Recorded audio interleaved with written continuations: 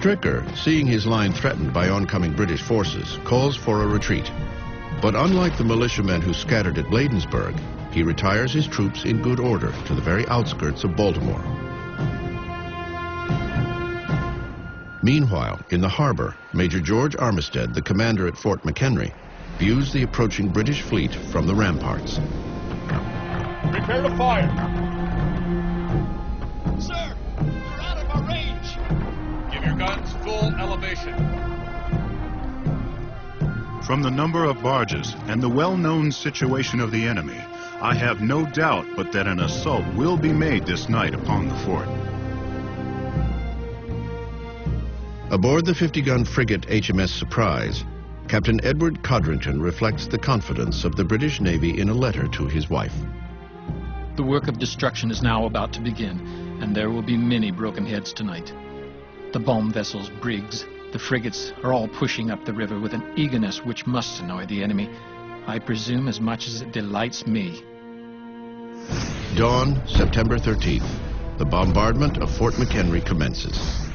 From their position 2 miles away, heavily armed British bomb ships unleash an early 19th century version of shock and awe. This is the most powerful destructive force known to man in 1814. 1,500 of these are thrown at the fort, exploding 190-pound cast-iron bombs. This is what's striking fear into the hearts of the Baltimore defenders. Miles from Fort McHenry, the citizens of Baltimore feel the power of the British artillery volleys. A local newspaper reports. The houses in the city were shaken to their foundations. For never, perhaps from the time of invention of cannon to the present day, were number of pieces fired with so rapid succession. 8 miles away, a 35-year-old Georgetown lawyer named Francis Scott Key watches the bombardment aboard an American truce vessel. Just prior to the battle, he had arrived at the British fleet in Chesapeake Bay to secure the release of a friend. But before they can leave, the bombardment of Fort McHenry begins, and they're trapped. Key now finds himself in the middle of the storm.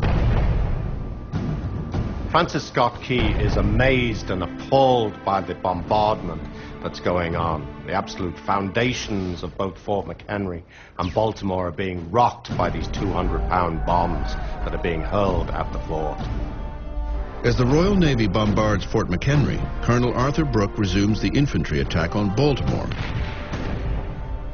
When he comes on the position in Hampstead Hill, he is amazed at what he sees. Strongly emplaced American troops behind extensive earthworks, well armed with artillery. While the British infantry advance on Baltimore, the bombardment of Fort McHenry continues into the afternoon. Heavy rain and 13-inch mortar shells deluge the fort. At about 2 p.m., a mortar shell arcs over the walls, killing a gun commander and wounding several soldiers. Private Isaac Monroe recalls the devastation inside the stronghold. Sergeant Clem was killed by my side, a bomb bursting over our heads. A piece the size of $1, 2 inches thick, passed through his body. Moments later, a bomb makes a direct hit on this powder magazine where over 250,000 pounds of powder are being stored. This is the main powder magazine for the defense of Baltimore itself. If this goes, the entire fort will go. If the fort goes, the city may very well fall. But miraculously, the shell fails to ignite, saving Fort McHenry from utter destruction.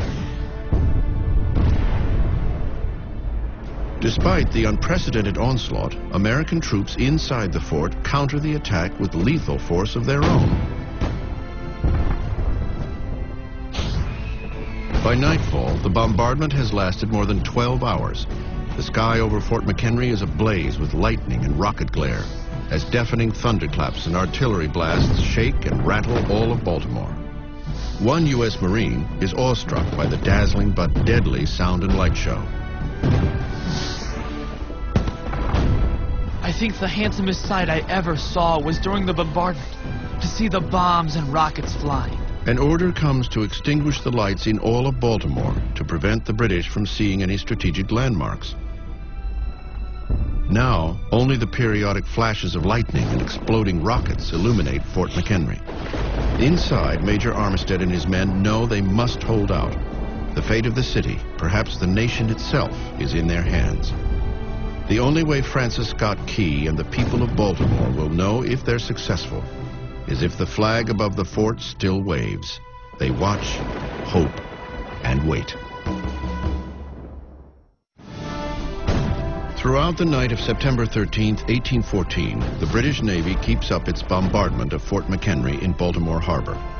One British midshipman recalls the relentless artillery attack. All the night, the bombardment continued with unabated vigor. The hissing of rockets and the fiery shells glittered in the air, threatening destruction as they fell.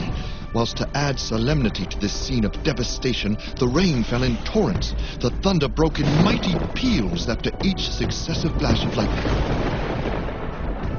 Inside the fort, with the smaller storm flag now flying above, Major George Armistead's men return fire.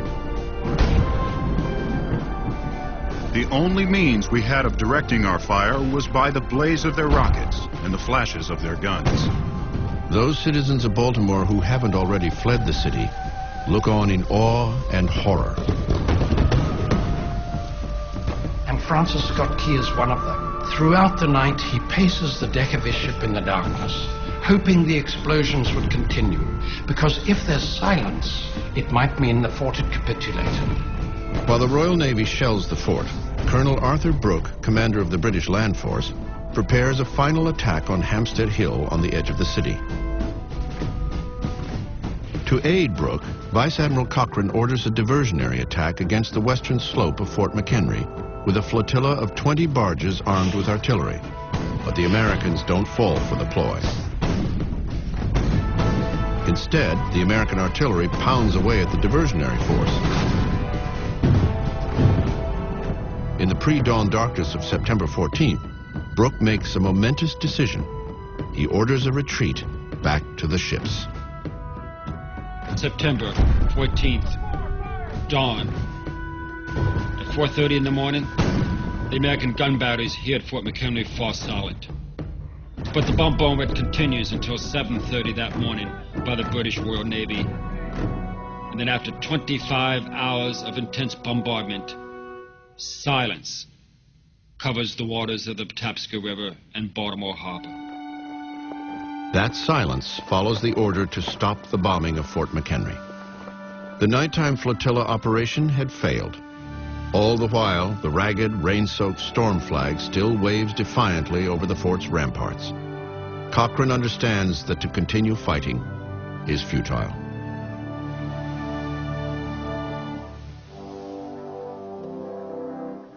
One by one, each British warship that only minutes before had unleashed an unprecedented eruption of artillery and rocket fire now weighs anchor and quietly sets sail into the morning mist.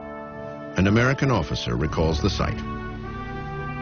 The enemy has been severely drubbed, as well by his army and his navy, and now it is retiring down the river after expending many tons of shot, from 1,800 to 2,000 shells, and at least 700 or 800 rockets. It is a moment to remember.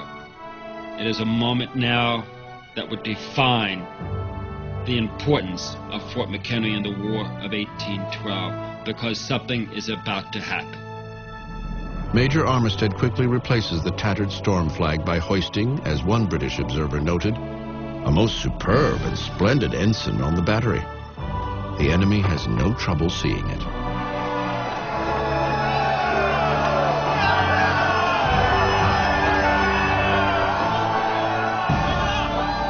But gradually, the morning mists began to clear, and once more Key makes out the stars and stripes still flying above Fort McHenry. Never before has he looked with such reverence upon the symbol of his country. Francis Scott Key, a reluctant patriot himself, a person who was not terribly political, and somebody who was against the war itself.